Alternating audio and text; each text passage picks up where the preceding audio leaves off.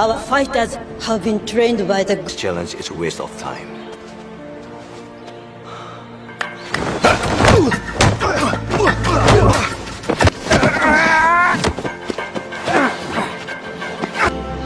Halo Sobat YouTube, bagaimana kabar kalian? Hari ini aku mau bawakan alur cerita film yang berjudul G.I. Joe Snake Eyes.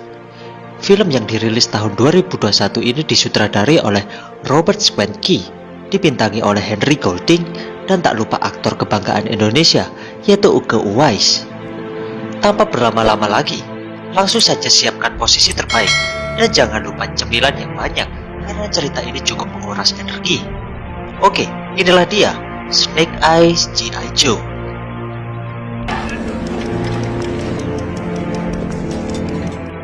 Film diawali dengan diperlihatkannya seorang anak dan ayahnya di sebuah rumah.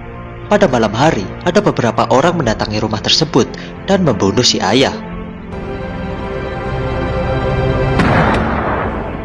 Beberapa tahun kemudian, anak laki-laki itu tumbuh menjadi seorang petarung jalanan yang dikenal dengan nama Snake Eye.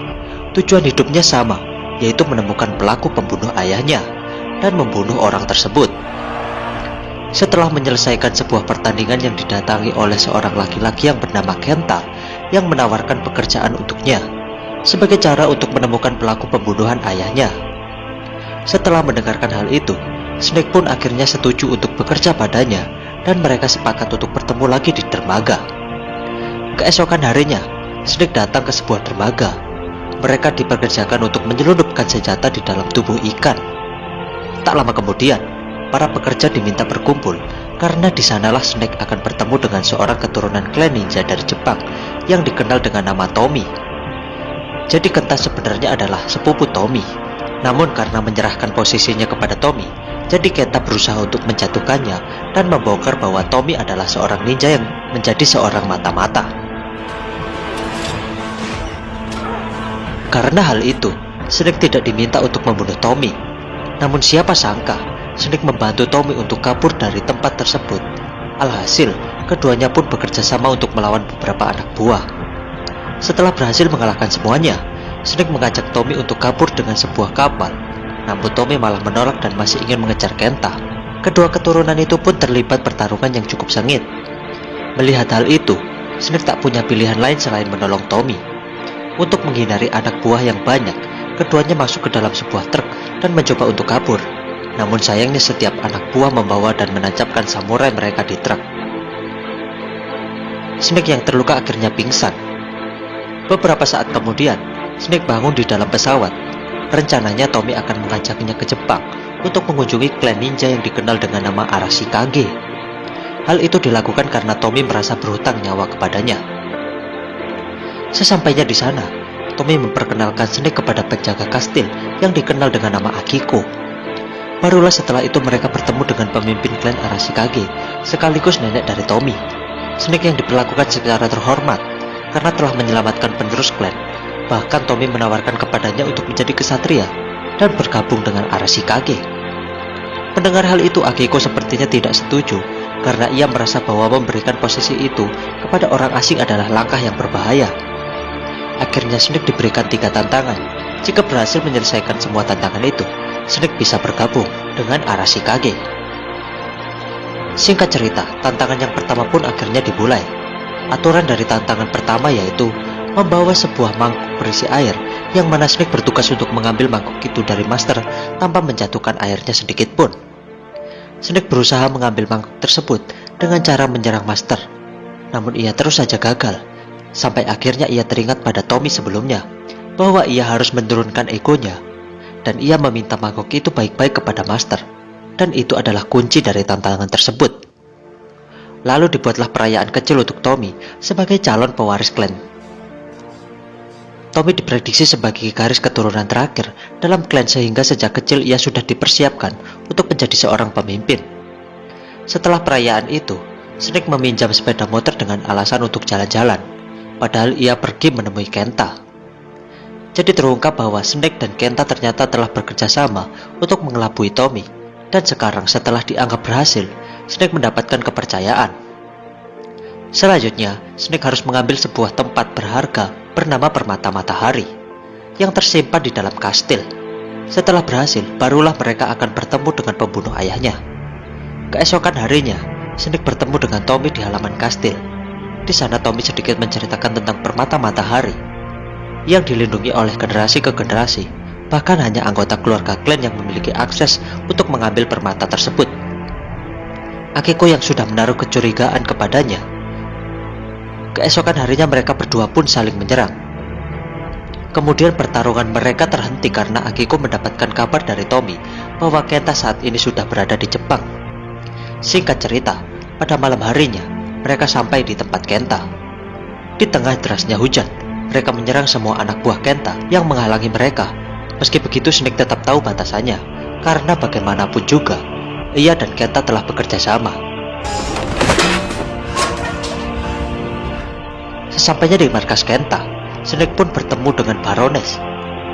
Bahwa ia telah menunjukkan kerjasama yang melibatkan organisasi internasional yang sangat berbahaya, yang berkata bahwa mereka bertiga saling menguntungkan dalam kerjasama itu. Keesokan harinya tibalah tantangan kedua untuk Snake. Tantangan ini diberikan oleh Clan Master. Snake diberikan sebuah cahaya dan meminta Snake untuk membawa cahaya itu. Kemudian Snake melihat masa lalunya saat hari di mana kematian ayahnya. Kemudian ia melihat ayahnya dan meminta maaf karena tidak bisa melindungi saat itu. Namun ayahnya berkata bahwa keselamatan putranya adalah prioritasnya. Tantangan ini bertujuan untuk dapat mengetahui kelemahan diri. Keesokan harinya tantangan ketiga dimulai. Di sana Snake diturunkan ke sebuah lubang yang dipenuhi oleh beberapa ular raksasa. Konon katanya, ular tersebut tidak akan memakan orang-orang yang hatinya suci. Snake mencoba menenangkan hati. Dirasa sudah berhasil, Snake merasa puas diri, dan akhirnya ular itu malah menyerang Snake. Akiko turun dan langsung membantu Snake, dan hal itu membuat pemimpin marah. Pemimpin klan menginterogasi mereka karena telah merusak tantangan. Snake pun mengakui kalau hatinya masih menyimpan dendam kepada pembunuh ayahnya. Karena hal itulah ia gagal dalam tantangan ketiga. Setelah mengatakan pengakuan itu, Snake pun menemui Tommy yang meminta maaf karena tidak jujur dari awal kepadanya. Namun sekarang, Snake akan membuktikan kesetiaannya kepada Tommy dengan sama-sama melukai tangan mereka dan berjabat tangan. Hal itu ternyata hanyalah jebakan untuk Tommy agar mendapatkan darahnya untuk dapat masuk ke dalam ruangan di mana permata matahari berada. Dan benar saja, setelah mendapatkan permata matahari, Snake berencana kabur dari tempat tersebut.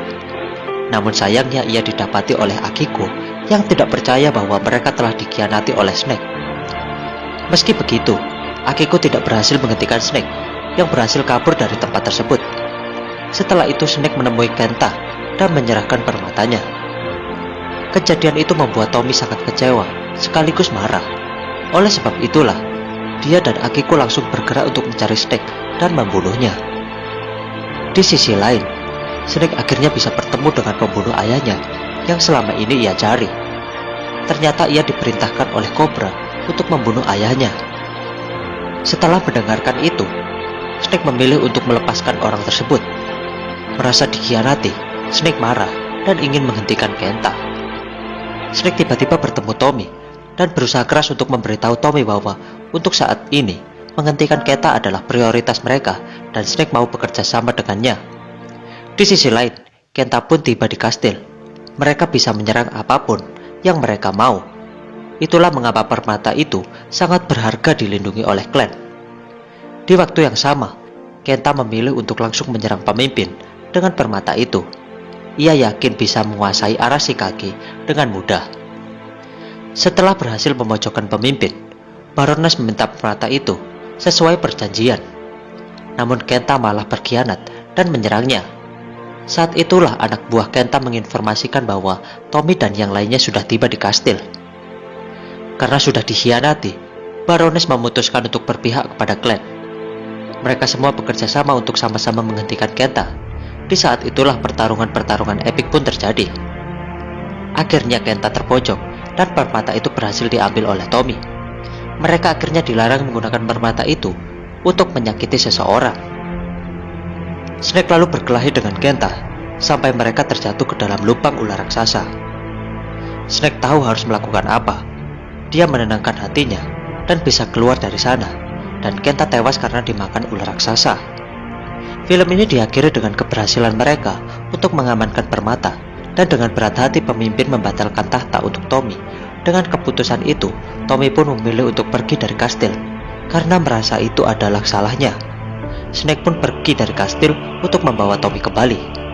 Sebelum pergi, Snake mendapatkan buku tentang ayahnya yang ternyata sudah menyelamatkan banyak nyawa, dan Snake mendapatkan posisi ayahnya tersebut. Film pun selesai. Sekian video kali ini, semoga kalian suka, dan jangan lupa untuk tekan tombol like, subscribe, serta nyalakan lonceng notifikasinya agar kalian tidak ketinggalan kalau channel ini upload video lagi. See you next video. Adios.